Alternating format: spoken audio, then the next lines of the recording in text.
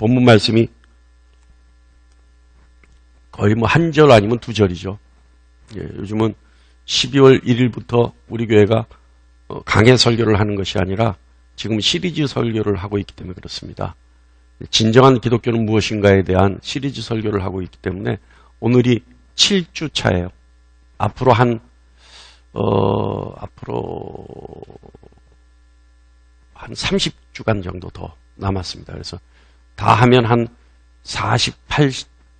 50주간 정도 될 것 같은데 50주간 정도 되면 지금도 이제 우리 부목사님이 그 한 주간의 설교를 요약해서 마치 교재 형식으로 만들어내고 있는데 이것이 다 이루어지면 한 50주간 정도 되는 거 그것을 가지고 한 권의 책을 만들어서 교재로 만들 생각입니다. 그래서 진정한 기독교가 무엇인지, 기독교 교리가 무엇인지, 기독교 믿음이 무엇인지, 부활이 무엇인지, 죽음이 무엇인지, 생명이 무엇인지, 그리스도가 어떤 분이시고 아버지 하나님은 누구시고 성령 하나님은 우리에게 어떤 도움을 주시는지에 대해서 전반적으로 한번 다 언급하는 책을 발간할 예정입니다.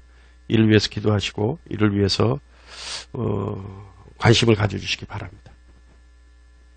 오늘 그 7번째 시간입니다. 끝까지 따라간다라는 제목으로 저와 여러분이 함께 말씀을 나눠보겠습니다. 오늘 믿음에 관한 것인데요. 우리가 살다 보면 생명의 은인이라는 말을 들을 때가 있죠. 할 때도 있어요. 근데 한번 그런 경험은 있어야 생명의 은인 이런 얘기를 하겠죠. 근데 생명의 은인이란 뭡니까? 말 그대로 내가 생명을 잃을 수 있는 죽음의 위기에서 누군가 나의 생명을 지켜줬다라고 하는 의미죠. 누군가 그런 사람이 있다, 나에게. 그런데 그 상황이 상당히 위험한 상황임에도 불구하고 위험을 무릅쓰고 그 상황에 뛰어들어 나의 생명을 구해줬다면 그 생명의 연인 평생 잊을 수가 없죠. 하물며 여러분, 생명을 구하기 위해서, 그러니까 내 생명을 구해주기 위해서 위험한 상황에 뛰어들었던 사람이 나를 살리기 위해 자신의 생명을 잃어버렸다면 이건 그냥 단순한 생명의 은인이 아니라 그냥 단순한 생명의 은인 이렇게 얘기할 수 있는 것이 아니라 평생을 두고 갚아도 갚을 수 없는 생명을 빚진 은인이 되는 거죠. 만약 그 생명의 은인에게 유가족이 있다면 그 유가족에게 생명을 빚진 사람으로 살아야 하는 거죠. 그죠? 그리고 가능하면 최선을 다해 유가족에게라도 생명의 빚을 갚으며 살아야 하는 것이 인지상정입니다. 그렇죠? 만약 생명의 은인에게 어떤 유지가 있다. 그 사람이 살아서 하고 싶었던 어떤 뜻이 있다라고 한다면 그 유지를 받들어주기 위해서, 이루어주기 위해서 자신의 남은 인생을 바치는 것. 이거 역시 인지상정이죠. 그렇지 않습니까? 자, 생명을 위협받는 위험에 놓여 있을 때, 그래서 어떤 은인의 도움으로 구사일생으로 살아남은 사람, 그 사람은 남은 삶이 그냥 덤으로 얻은 삶이다라고 생각하는 거죠. 나는 그때 죽었어야 되는데 지금 살아있는 것은 내가 그 생명의 은인 때문에 살아있는 것이니까 나는 덤으로 사는 거다. 그래서 덤으로 받은 삶을 생명의 은인을 위해 살든지 또는 남을 돕는, 세상을 돕는 그런 좋은 일을 하는 사람으로 살아야 되겠다라고 하는 그런 마음가짐으로 새롭게 출발하는 것. 이거 역시 인지상정 아닙니까? 어떻습니까, 여러분? 생명의 은인이 있는 사람은 살아도 자신의 인생을 사는 것이 아니라 생명의 은인이나 남을 위해 사는 것. 그래서 생명의 빚진 자의 삶을 살아야 한다는 것. 이거 우리가 다 같이 그래야 마땅하다라고 생각하는 거죠. 여러분 동의하시죠? 할렐루야. 동의하시죠? 예. 그러고 맞는 거예요. 근데 자, 여러분 믿음이라고 하는 것은 뭡니까? 믿음. 이거 여러 가지로 정의할 수 있어요. 여러 가지 방법으로도 정의할 수 있고 여러 가지 말로도 정의할 수 있어요. 자, 여러분 믿음 무턱대고 덮어놓고 하나님을 믿는 것이 믿음입니까? 또는 하나님이 창조주이심을 믿는 것이 믿음입니까? 또는 하나님의 아들이 예수 그리스도라는 사실을 믿는 것이 믿음인가요? 이제부터 헷갈리기 시작해요. 또 하나님의 아들 예수 그리스도가 십자가에 죽고 부활한 사실을 믿는 것이 믿음입니까? 이게 헷갈리는 거예요. 다시 한번 물을게요. 여러분 스스로 한번 답해보세요. 자, 하나님이 창조주이심을 믿는 것이 믿음입니까? 또는 하나님의 아들이 예수 그리스도라는 사실을 믿는 것이 믿음일까요? 더 나아가서 하나님의 아들 예수 그리스도가 십자가에 죽고 부활한 사실을 믿는 것이 믿음입니까? 이게 믿음일까요? 우리는 여기서 정확한 의미와 정확한 규정 지었지 않으면 여기서부터 헷갈리는 거예요. 여기서부터. 자, 하나님이 창조주이시고 하나님이 세상의 주인이시고 예수 그리스도는 그 하나님의 아들이시고 예수 그리스도는 십자가에 죽으시고 부활했다는 사실을 믿는 것, 이건 믿음으로 보일 수 있어요. 그러나 이런 사실을 믿는 것은 진정한 믿음이라고 할 수 없습니다. 이것은요, 어떤 사실에 대해서 사실을 아는 것이지 이것을 믿음이라고 할 수 있는 것은 아니다는 거죠. 왜냐하면 귀신들도 마귀들도 이 사실은 믿고 있어요. 야고보서 2장 19절 말씀 보면 내가 하나님은 한 분인 줄 믿느냐? 잘하는도다. 귀신도 믿고 떠느니라. 이건 믿음이 아니라는 거예요. 그렇다면 아는 것을 넘어서 믿는 것은 무엇이냐? 기정사실, 어떤 진정한 사실, 역사적 사실을 믿는 것, 아는 것, 이것을 믿음으로 생각하지 말고 이것을 그냥 아는 것으로 정의한다면 그럼 이 아는 것을 넘어서 믿음은 무엇이냐? 우리가 지난 12월 15일 날 설교 말씀을 통해 믿음은 하나님의 은혜를 아는 것이 믿음이다 라고 했습니다. 하나님의 은혜를 아는 것이 믿음이다. 다시 말하면 우리의 공로, 우리의 조력, 그런 것이 아니라 오로지 하나님의 은혜로 구원을 받는다는 사실을 알고 인정하는 것이 믿음이다. 두 번째는 그리스도 안에서 약속된 제사함과 영생을 신뢰하는 것이 믿음이다. 예수 그리스도께서 우리의 죄를 대신해서 십자가의 죽으심을 인정하는 것이 믿음이다. 그리고 예수께서 부활하심으로 우리도 주님과 함께 부활의 영광을 얻을 수 있다는 사실을 인정하는 것이 믿음이다 라고 했습니다. 그렇습니다. 이것이 믿음입니다. 자, 그렇다면 여러분, 오늘은 믿음의 본질에 대해서 좀 더 깊이 있게 한번 생각해 보겠습니다. 이 믿음의 본질, 사도들이 포기하지 않고 선포했던 복음, 바울이 포기하지 않고 끝까지 선포했던 복음, 그리고 그들이 생명을 다하도록 포기하지 않고 그리고 선포했던 복음, 이 복음을 받아들이는 것이 믿음입니다. 믿음은 예수님이 나를 위해 또는 나를 대신해서 죽으셨다는 사실을 믿는 것이 믿음입니다. 여러분 잘 들으세요. 예수 그리스도께서 나를 대신해서 나를 위해 내 죄 때문에 죽으셨다는 사실을 믿는 것이 믿음이에요. 예수님이 내 죄를 대신해서 그 죄값으로 죽으셨다는 것을 믿는 것이 믿음입니다. 예수님이 우리를 대신해서 하나님께 벌을 받아 죽으셨다는 것을 믿는 것이 믿음입니다. 우리에게 있는 죄의 저주를 끊기 위해 예수님 스스로가 십자가에 죽으셨다는 사실을 믿는 것이 믿음의 본질입니다. 그러니까 예수님이, 이거 미묘한 차이죠? 미묘한 차이예요. 예수님이 하나님의 아들이시다. 하나님은 창조주이시다. 세상의 주인이시다. 예수님은 그리스도시다. 예수님은 십자가에 달려 죽으셨다. 부활하셨다. 이거는 사실이에요. 이것을 믿는 것은 믿음이 아니라 아는 것이에요. 그럼 믿는 것은 뭐냐? 미묘한 차이지만 그 사실을 나에게 접목시키는 거예요. 이 사실이 나 때문에 일어났다는 사실을 믿는 것이 믿음이에요. 할렐루야. 나로 인해서 이 사실이 일어났다는 거예요. 나로 인해서 나를 사랑하신 하나님이 주님을 이 땅에 보내시고 나 때문에 이 땅에 보내신 그 주님이 나의 죄를 대신해서 죽으셨다는 사실, 내가 주님을 십자가에 못 박았다는 사실, 내 죄로 인해서 하나님의 저주가 나에게 미칠 수밖에 없는데 그 저주를 끊기 위해 주님이 십자가에 달려 돌아가셨다는 사실을 믿는 것이 믿음이라는 거예요. 할렐루야. 자, 여러분,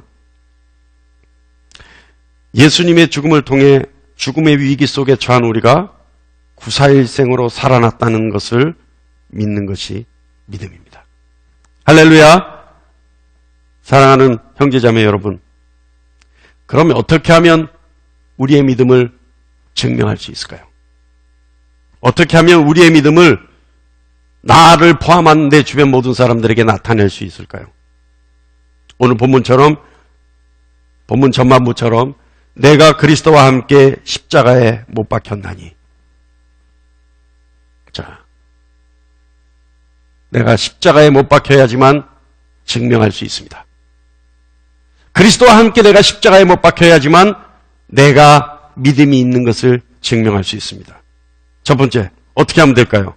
어떻게 하면 되냐면 주님이 죽으심으로 나도 십자가에 죽었다는 사실을 인정하는 것이 우리의 믿음을 보여줄 수 있는 방법입니다. 그럼 어떤 방법으로 보여주면 돼요? 나로 인해서 주님이 죽으셨다. 주님이 십자가에 죽으셨다는 사실은 내 죄 때문에 죽으셨다. 이 사실을 인정하는 것, 어떤 방법으로 인정할 수 있을까요? 다른 방법 없습니다. 이것은 고백이에요. 양심선언해야 돼. 양심선언. 예수님이 달린 십자가에 나도 못 박혀 죽었다고 고백하는 것.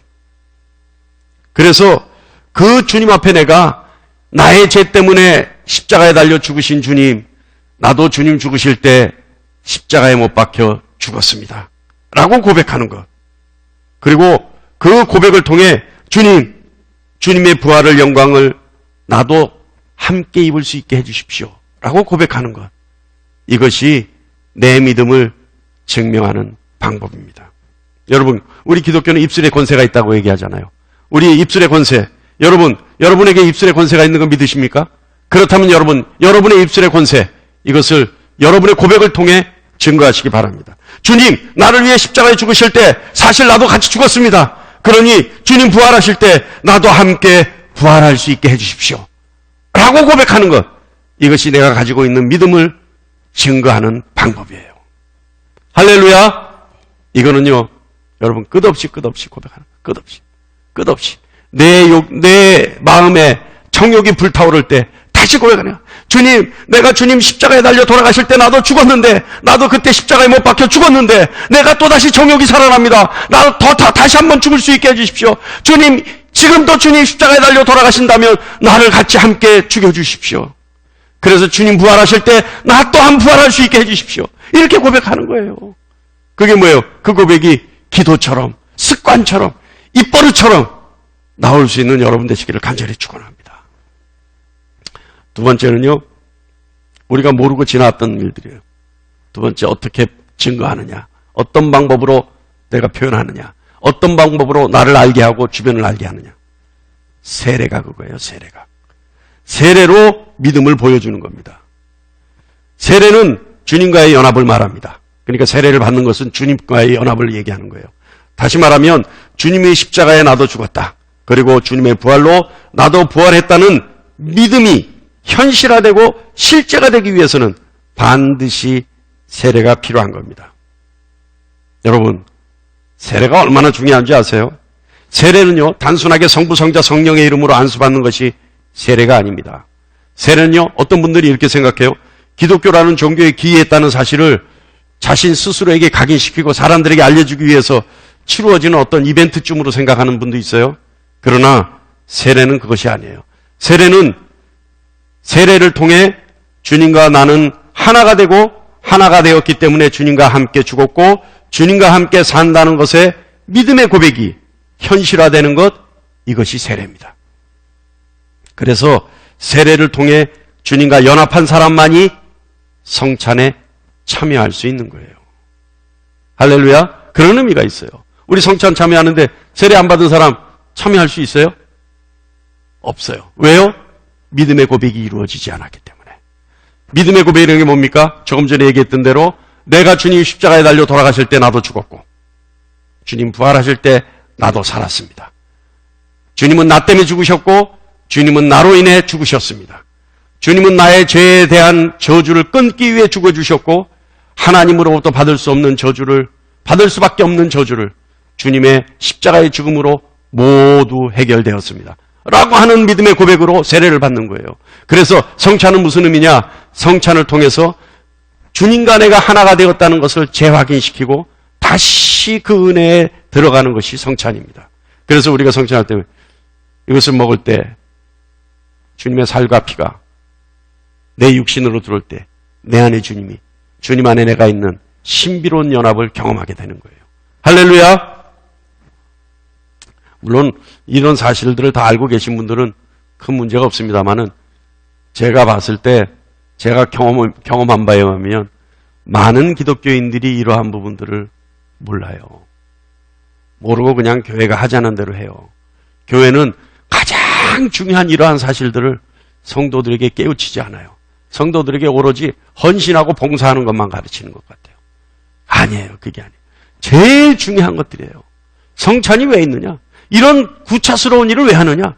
이게 구차스러운 일이 아니라 교회에서 일어날 수 있는 가장 영적인 사건이 성찬입니다. 여러분, 영적인 게 뭐예요? 영적인 게 뭐예요? 가장 하나님적인 거예요. 하나님은 영이시니 영적인 일이라고 하는 것은 가장 하나님적인 것인데 가장 하나님적인 것에 우리가 경험할 수 있는 대표적인 것이 뭐예요? 성찬이에요. 그러니까 이런 것들은 우리가 다 이해를 못하니까 그냥 교회가 6개월에 한 번, 언제 해요? 부활절에 한 번 하나요? 추수감사절에 한 번 하나요? 아니, 추수감사절은 교회 절기도 아닌데 왜 성찬을 하는지 나는 도저히 이해가 안 가요. 그래서 우리 교회는 일부 예배 때 항상 성찬을 하는 겁니다. 이 성찬은요, 주님의 살과 피를 먹고 마시는 것으로 내 안에 주님이, 주님 안에 내가 있는 놀라운 신비의 연합을 하는 것이고, 성찬은 신약에 나와 있는 유일한 언약이에요. 예수님이 명하셨단 말이에요. 이것을 너희가 행하라, 기념하라. 이것으로 너희와 내가 연합한다. 신비의 연합이 되고 하나가 된다. 주님이 유일하게 약속하신 언약이 성찬이에요. 그래서 성찬은 그만큼 중요합니다. 지금 약간 옆으로 샜는데, 예. 자, 여러분, 주님은요, 우리의 죄의 저주로 죽을 수밖에 없는 위기의 순간에 우리에게 오셔서 주님의 생명을 걸고 우리를 살리신 우리의 생명의 은인이십니다. 내가 그 사실을 알았을 때 여러분, 주님 앞에 얼마나 감사하고 미안했는지 모르죠. 제가 오살리 금식기도원에서 5일간 금식기도 하면서 주님과 인격적인 만남을 가졌을 때 그때 처음 알게 되었어요. 아, 회개의 기도를 통해 다 끝났다라고 하는 글귀를 하나님 나에게 보여주셨을 때, 아, 주님이 나를 위해 죽으셨구나. 주님이 내 죄 때문에 죽으셨구나. 내 죄로 인해 내가 주님을 십자가에 못 박아 죽인 거나 마찬가지구나. 라는 생각을 들고는 얼마나 두렵고 떨리고 감사했던지요. 그래서 주님이 죽을 수밖에 없는 상황에 놓여 있는 나를 살리셨구나. 주님은 나의 생명의 은인이시구나. 라는 사실을 알게 되었습니다. 그때 제가 들은 생각이 있어요. 아, 내가 좀 더 일찍 이 사실을 알았다면 내 인생의 전반에 걸쳐서 내 생명의 은인에게 내가 은혜를 갚아드릴 수 있는데 왜 이렇게 늦게 알아가지고 이렇게 앞으로 남은 세월이 얼마 안 되는데 짧은 기간 동안, 그러니까 얼마 안 된다는 거는 절대치가 아니라 이때까지 살아왔던 기간보다 앞으로 남은 것이 얼마 안 될 것 같은데, 아, 좀 일찍 알았으면 좋았을 걸. 근데 그때 생각 고쳐먹은 게 있어요. 아니야, 짧고 굵게 하면 돼. 아니, 가늘고 길게 하는 것보다 짧고 굵게 하면 돼. 네. 그래서 그때 그 생각을 하고, 아, 하나님 앞에 내 모든 걸 드려야 되는구나. 그때 생각했던 거예요. 근데 여러분, 그때 생각했던 게 뭐냐면, 주님이 내 생명의 은인이구나. 아까 우리가 서두 얘기했죠. 생명의 은인의 유지를 받들어서 생명의 은인이 하자는 대로 하는 것이, 그게 인지상정이에요, 여러분. 근데 우리나라 기독교인들 그걸 몰라요.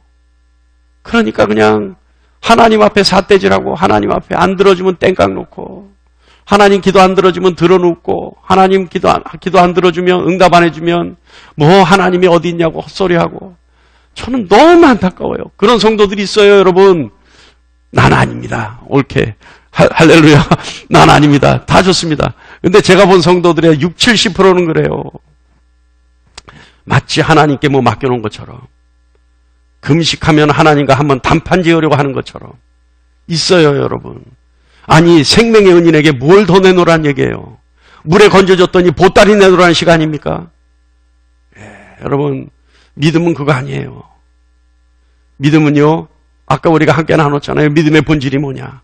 함께 나눴잖아요. 믿음은요, 내 생명의 은인에게 내가 이제 덤으로 얻은 이 삶을 온전히 드리는 게 믿음이에요.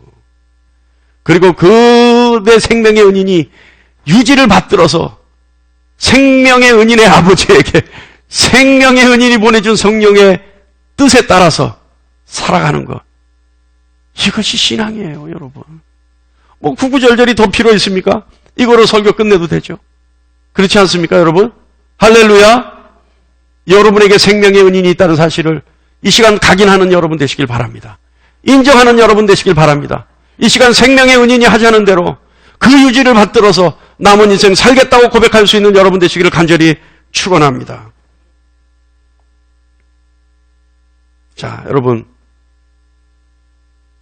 우리의 생명의 은인이신 우리 주님, 조금 전에 얘기했듯이 주님을 위해 사는 것 마땅하고 그것이 세상의 이치입니다. 그렇다면 어떻게 하면 생명의 은인의 유지를 받들을 수 있는 걸까요? 오늘 본문 말씀에 보면 그런즉 이제 내가 사는 것이 아니요 오직 내 안에 그리스도께서 사시는 것이라. 이것이 생명의 은이신 예수 그리스도의 유지를 받드는 겁니다. 우리 지난주 함께 했던 말씀, 주님이 이 땅에 오신 이유에 대해서 우리 함께 나누었고, 주님이 삶을 통해서 우리에게 가르쳐 주신 것에 대해서 우리가 함께 나누었습니다. 기억을 상기하는 의미에서 첫 번째, 주님이 삶을 통해 우리에게 가르쳐 주신 것, 첫 번째 무엇을 가르쳐 주셨다? 오로지 하나님만 의지하고 하나님만 의뢰하는 것을 가르쳐 주셨다. 세상의 능력이, 세상의 권세가, 세상의 영향력이 아무리 좋다 하더라도 하나님만 의지하는 것, 그것을 주님 우리에게 가르쳐 주셨다. 세상의 영향력, 세상의 권세, 세상의 능력이 아무리 하나님 의지하는 것보다 빠르다 하더라도, 다시 말하면 하나님 의지하는 것이 더 어렵다 하더라도, 그렇다 하더라도 하나님만 의지하는 것이 주님이 우리에게 삶을 통해 가르쳐 주신 것이다. 여러분, 법보다 더 빠른 게 뭔지 아세요? 주먹이 법보다 빠른 거예요. 그죠? 주먹은 마음만 먹으면 돼요. 법은 마음 먹어서 되는 게 아니에요. 그런데 하나님을 따르는 것, 주먹보다도 늦고 법보다도 늦고 세상 영향력보다도 늦고 능력보다도 늦고 세상 권세보다도 늦어요. 그럴 수 있어요. 하나님을 따르는 것이. 오히려 세상 방법을 쓰는 것이 훨씬 더 빠를 수 있어요. 그렇다 하더라도 하나님 믿고 의지하고 하나님께 의뢰하고 기다리는 것, 이것이 주님이 삶을 통해 우리에게 보여주신 하나님을 의지하고 의뢰하는 방법이었습니다. 깨달을 수 있는 여러분 되시길 바랍니다. 하나님이 허락하신 것만을 따르는 것, 하나님이 허락하신 것을 이루기 위해 최선의 노력을 다하는 것, 이것이 주님이 우리에게 가르쳐 주신 겁니다. 두 번째, 주님이 우리에게 가르쳐 주신 것, 어떤 것이 있을까요? 순종하고 충성하는 것을 삶을 통해 우리에게 가르쳐 주셨습니다. 하나님 뜻이라고 하면 죽기까지 순종하는 것. 주님이 보여주신 것처럼 하나님의 뜻을 최우선으로 생각하고 따르는 것. 그 뜻이 어떤 길이라 하더라도 변함없이 따르는 것. 이것이 주님이 보여주신 삶이죠. 세 번째로요, 주님이 삶을 통해 우리에게 가르쳐 주신 것, 이 모든 것에 사랑을 더하는 것을 가르쳐 주셨습니다. 조금 전에 했던 하나님을 의지하고 하나님을 의뢰하고 또 하나님의 뜻을 끝까지 따르는 것, 이것은 하나님에 대한 사랑이죠. 그죠? 우리가 하나님에 대한 사랑, 이 이상 더 이상 할 것이 없어요. 그런데 세 번째 뭐예요? 이 하나님에 대한 사랑에 세상 사랑을 더하는 것. 주님이 우리를 사랑하셔서 죽음으로 생명의 은인이 되셨듯이 우리도 누군가의 생명의 은인이 되면 됩니까? 할 수 있어요, 여러분? 엊그저께 어떤 영화 줄거리를 해주는 유튜브가 있어요. 근데 제가 좋아하는 흑인 배우가 나온 영화가 그 줄거리를 간추려서 얘기를 해주는데, 덴젤 워싱턴이라는 배우를 제가 상당히 좋아하는데, 이 배우가 나온 영화를 리뷰해서 이제 얘기를 해주는 거예요. 한 15분 정도로 잘라서 이제 줄여서 얘기하는데, 흑인 배우가 이제 아들이 있는데, 이 아들이 그 영화에 얘기해요. 아들이 그 어린아이인데 헬스 이제 보디빌더가 되기를 원하는 거예요. 보디빌더가 되기를 원하는데 어느 날 아들이 갑자기 쓰러져서 보니까 아들이 심장병이 있는 거예요. 근데 심장 이식을 하지 않으면 죽는다는 거예요. 근데 이 덴젤 워싱턴 그러니까 이 아이의 아버지가 보험을 다 들어놨는데 이 잘못 들은 거야, 보험을. 근데 병원에서는 보험 들어져 있지 않으면 그 아이를 이식 수술하는 명단에도 올려주지 않는 거예요. 막 우여곡절 끝에 안 되는 거예요. 도저히 힘으로도 안 되고 어떤 능으로도 안 되는 거예요. 그러니까 총을 들고 병원을 찾아가서 인질극을 벌입니다. 근데 맨 마지막에 무슨 장면이 있냐면, 인질극을 벌이다가도 안 되니까 그 의사를 인질을 납치해서 그 인질로 벌이던 그 의사에게 내가 지금 자살을 할 테니까 내 심장을 꺼내서 내 아들에게 줘라. 그래요. 네, 마지막 장면. 그런데 총을 관자놀이에 대고 당기려고 합니다. 근데 마침 그 아이에게 딱 맞는 심장 기증자가 나타나서 하여간 좋다. 해피엔딩으로 끝나는 건데, 다른 얘기를 하려고 하는 게 아니라, 제가 생각했어요. 그 아이가, 그 영화에서 나오는 아이 크기가 지금 제 아들놈하고 비슷비슷해요. 그래서 제가 그런 장면을 보면 꼭 한번 대입시켜 보잖아요. 그죠? 예? 그래서 나는 내 아들이 어렵다 그러면 지금 저 아버지처럼 스스로 목숨을 끊어서라도 내 아이에게 줄 수 있을까? 근데 여러분, 할 수 있지. 이 생각이 쉽게 안 나더라고. 아주 그렇게 결론을 내리는데 억지로 결론을 내렸어요. 억지로. 내 양심의 모면을 위해서 억지로 그런 결론을 내렸어요. 근데 그게 상황이 되면요, 과연 그게 될까? 그러니까 주님은 우리에게 생명의 은이니까 우리가 주님이 우리에게 하신 것처럼 우리가 생명의 은인이 되어주는 것, 그것이 이웃에 대한 사랑이고 세상에 대한 사랑이라고 한다면 우리가 그 실천 방법이 쉽겠느냐 이 말이에요. 여러분, 쉬울 수 있겠어요? 아니죠. 어렵죠. 그런데 생명의 은인은 되주지 못하더라도 최소한 이웃에게 사랑은 나누어 줄 수 있지 않을까? 우리가 주님이 우리에게 생명의 은인이 되어주셨지만 우리는 생명의 은인이 되어주지 못하더라도 최소한 이웃에게 자비는 베풀 수 있지 않을까? 할렐루야! 깨달을 수 있는 여러분 되시기를 간절히 축원합니다. 여러분, 팁으로 하나 드리죠. 자비가 뭐예요? 자비가 어떻게 하는 게 자비예요? 다른 거 없어요. 그가 원하는 걸 해주는 게 자비예요. 내가 원하는 걸 해주는 게 자비가 아닙니다. 그가 원하는 걸 해주는 게 자비예요. 배고픈 사람에게 밥을 사줘야지 옷 사줬다고 자비되는 거 아닙니다. 옷 벗고 있는 사람한테 옷 사줘야지 술 사준다고 해서 자비되는 거 아니에요. 배고픈 사람에게는 밥을 먹여야 되고 헐벗은 사람에게는 옷을 사줘야 되는 것이 자비예요. 최소한 생명의 은인은 되어주지 못하더라도 최소한 자비는 베풀 수 있는 여러분 되시기를 간절히 바랍니다. 이것이 바로 오늘 본문 말씀에 하나님의 아들을 믿는 믿음으로 사는 것입니다. 하나님을 사랑하고 이웃을 사랑하는 것, 주님이 삶으로 우리에게 보여주신 것, 하나님의 아들을 믿는 믿음으로 살아가는 방법이 이겁니다. 근데 여러분, 좀 하나 이상한 것 없습니까? 오늘 설교 말씀을 들으면서 이것까지 생각했다면 퍼펙트한 거예요. 회중으로서 퍼펙트한 자격이 있어요. 근데 이거 생각 못했다면 뭐 당연한 거예요. 당연하지만 제가 여러분에게 질문을 드리면 그래, 이상하다 생각하실 수 있어요. 자, 무엇이 이상하냐 하면 우리는 구원을 믿음으로 얻죠. 그죠? 이거는 정확합니다. 우리가 하나님의 은혜로 구원을 얻는 것처럼 믿음 역시 하나님의 은혜예요. 구원 역시 하나님의 은혜예요. 그죠? 그러니까 믿음으로 구원을 얻어요. 그런데 지금 하나님을 사랑하고 이웃을 사랑하는 것은 믿음으로 행하는 겁니까? 드러나는 것은 그냥 믿음으로 드러나나요? 아까 우리가 한 것처럼 고백하고 세례받으면 이거 다 이루어지는 거예요? 아니잖아요. 하나님 사랑하고, 다시 말하면 하나님만 의지하고 하나님께 의뢰하고, 죽도록 하나님께 충성하고 그러므로 순종하고, 이웃을 사랑하는 것, 이웃에게 자비를 베푸는 것, 이거 여러분 행위로 드러나는 거 아닙니까? 그죠? 믿음으로 구원을 얻는데 어떻게 행위가 드러날까요? 사랑하는 성도 여러분, 믿음은 우리 심령 가운데 있는 것이지만 이 믿음을 실천하는 데는 반드시 행위가 필요합니다. 아무리 믿음이 있다 하더라도 행위로 드러나지 않는 믿음은 그 믿음을 증명할 방법이 없는 믿음이요, 머리와 생각 속에만 있는 믿음입니다. 야고보서 2장 22절에 다 같이 한번 읽어볼까요? 시작.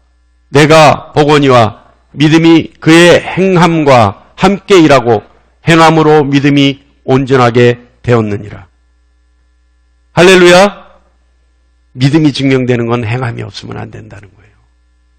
내 하늘에, 내 마음에, 내 안에, 내 심령 가운데 아무리 완고하고 거룩한 믿음이 있다 하더라도 그 믿음이 행함으로 드러나지 않으면 안 된다는 겁니다. 그렇다면 여러분, 하나만 더 할게요. 원래는 설교 시간이 길어질까 봐 뺐다가 오늘 아침에 얼른 다시 넣는 거예요. 오늘 아침 하나 다시 넣었어요.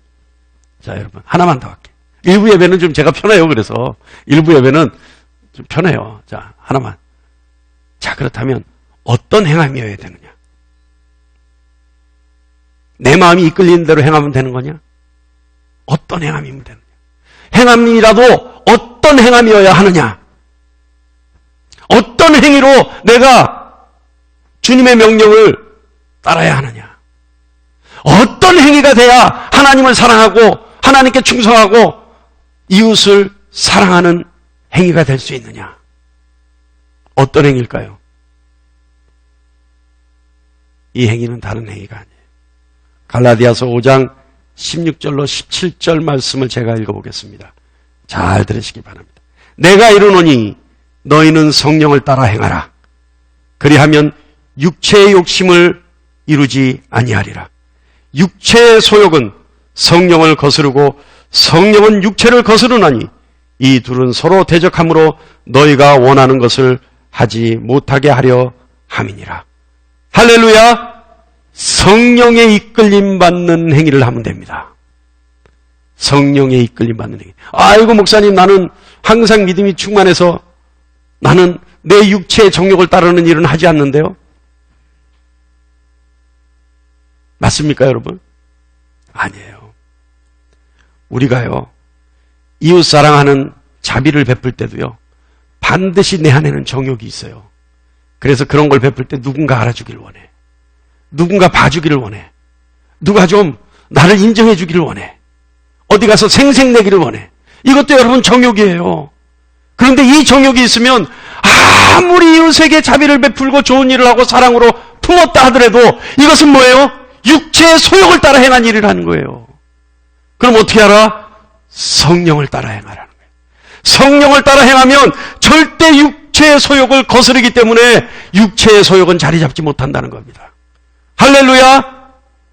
여러분의 믿음, 여러분의 거룩한 믿음, 여러분의 그 경건한 믿음, 하나님이 자랑할 만한 믿음이 있다 하더라도 그 믿음이 행위로 드러나고 행위로 증명되지 않으면 아무 소용없는 것이요, 그 행위로 드러난다 하더라도 성령에 거슬리는 행위면, 소욕에 따르는 행위면 그 또한 무용지물이요, 아무 의미 없는 행위입니다.